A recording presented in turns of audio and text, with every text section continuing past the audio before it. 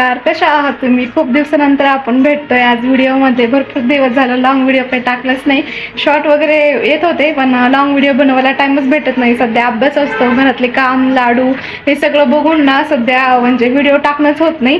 तर आता इथून पुढे ना लॉंग व्हिडिओ आपले दररोज येत जातील आणि का 1-2 दिवसानंतर मी गावी पण जाणार आहे ना, तर तिथले पण तुम्हाला भरपूर सारे व्हिडिओ बघायला भेटतील.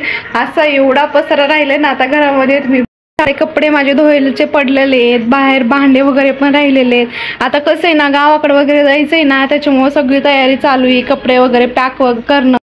मग आता ऑलरेडी खूप लेट झालेलं आहे स्वयंपाक करायला. आता मी स्वयंपाक वगैरे करते आणि तुमच्यासोबत पण व्हिडिओ शेअर करते. आज काही स्वयंपाकामध्ये बनवायचंय, आज काही स्पेशल नाही. आज मटकीची डाळ बनवायची. सध्या भाजीला काहीच नसतं आता उन्हाळ्यामध्ये, आणि एवढा भाजीपाला महाग झालाय ना की विचारूच नका. आणि आमच्या घरात असं डाळ वगैरे खात नाही, पण आता आज ऑप्शन नाही, आज करते. आणि टोमॅटोची चटणी पण करणार आहे, तर तुमच्यासोबत पण शेअर करते. काय मला प्लॅन चेंज झाला, मटकीची भाजी न बनवता आता मी सोयाबीन वडी बनवणार आहे. हे बघा, डाळ नाही, सोयाबीन वडी बनवणार आहे. कारण डाळ ना लाडूच्या पप्पाला तसं पण आवडतच नाहीये, तर म्हणलं चला सोयाबीन आवडतच घरामध्ये, तर मग मला सोयाबीन वडीच बनवून घ्यावं. ह्याची रेसिपी पण मी तुमच्यासोबत शेअर करते. काय स्पेशल बनवत नाही असं, पण साधंच असते. सुकी भाजी बनवते मी, रस्सा भाजी काय त्यांना आवडत नाही. आणि मस्त बाजरीच्या भाकरी टाकून घेते. आता मला पण म्हणजे भूक वगैरे लागलेली, पटपट स्वयंपाक करून घेते. तर तुम्ही व्हिडिओ कंटिन्यू करा. मस्तपैकी थंड पाण्यामध्ये भिजायला घातलेली आहे. मी गरम पाणी यूज नाही करत, कारण ही छोटी सोयाबीन आहे. आणि मी भरपूर वेळेस एक्सपिरियन्स घेतलाय की थंड पाणी चांगलं राहतं गरम पाणीपेक्षा. तिकडे मी भिजून ठेवते. पहिले काय करते, भाकरी वगैरे करून घेते आणि मग नंतर सोयाबीन बनवते.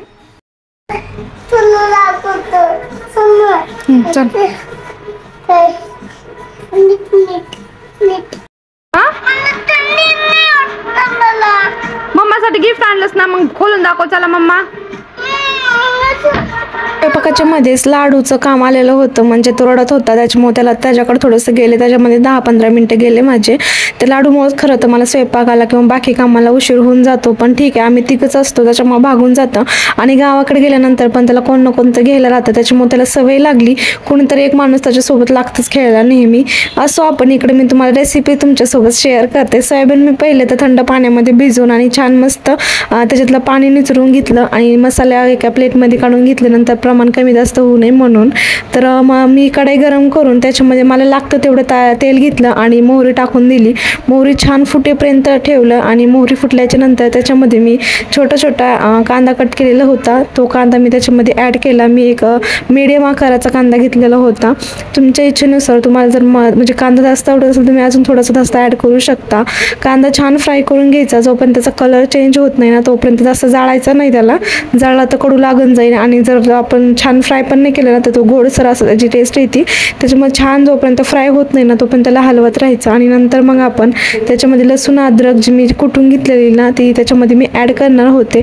पहिले ॲड केली नाही, कारण लसूण अद्रक पटकन म्हणजे फ्राय होली जाते आणि मग कांदा राहून जातो म्हणून.